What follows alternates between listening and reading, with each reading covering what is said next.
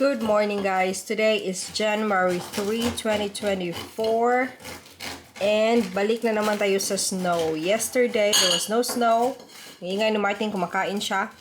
Yesterday, there was no snow, guys. And then last night, may storm. At pagkagising namin, ganito na siya. There. Yeah, yan yung breakfast niya. That's the normal breakfast in Denmark. Pero, hindi ko talaga makasanayan. Char. So guys, yan na yung aking breakfast. Leftover ng New Year, andyan pa din. And then, egg. Hindi siya kaya-ayang tingnan, but it tastes good. It's actually egg given by our neighbors na, parang may mga chicken sila.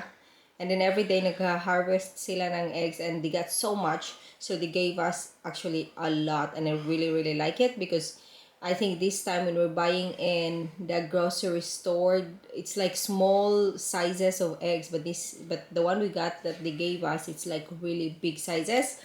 And then of course rice. It's our day off, kaya enjoy natin yung ating breakfast. Kasi normally hindi ako nagbe-breakfast, guys, kasi sobrang busy na. Pagdating sa work, coffee na lang and then that's it. And then may papatis pa tayo dyan. Sarap. May dito, may Coke pa. So it's gonna be a really perfect day. Kahit na storm sa labas. Yung kain tayo, guys. Wala pa tayong ligo. Huwag nyo nang pansinin dyan. Kita niyo ba? Yung curtain ba na siya? Na tawag nyo? Like, natangtang siya ba? So now I'm gonna be eating. No ligo from yesterday. I'm gonna take a shower later. But right now, I'm just hungry. I need to eat so I can start my day.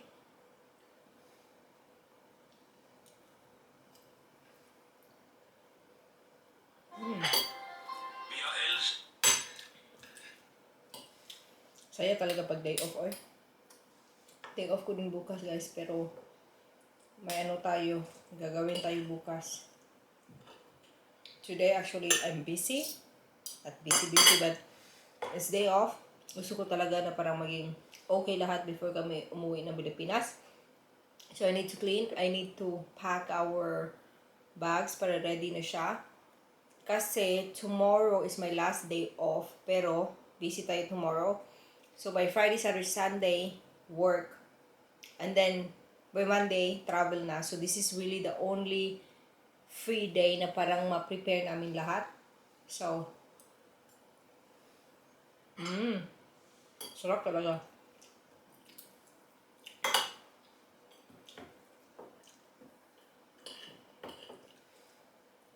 Ang steak na niluto na naman, ang sarap din.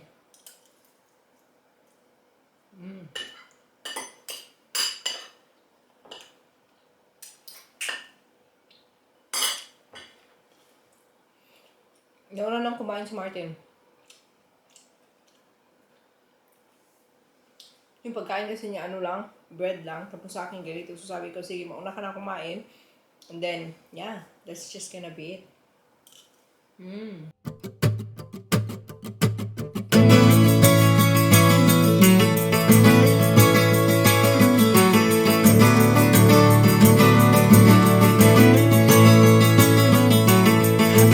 Summer's day in Shepherdstown, and Eagle in a thermal is a circling round like a tire on a bike rolling down Columbus Street. But Katie got a little look of hope in her eyes, and her arms unfolded, and she looked to the skies and said, I'm gonna learn to fly around with you, yeah. She jumped up high and she fell to the ground and skinned her little knee and made a horrible sound. She got right up and she tried it again, and smiling all the way with her unstoppable grin. Take time, do what you're gonna do, and just smile, you're gonna see it through.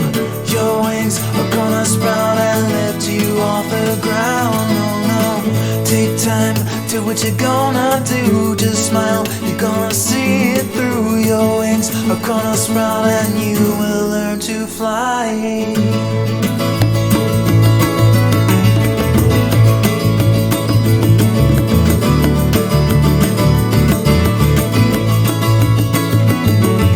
All the children used to laugh at her. They say your head is in the clouds, and when you come back to earth, the men in the white coats, they will all be waiting for you.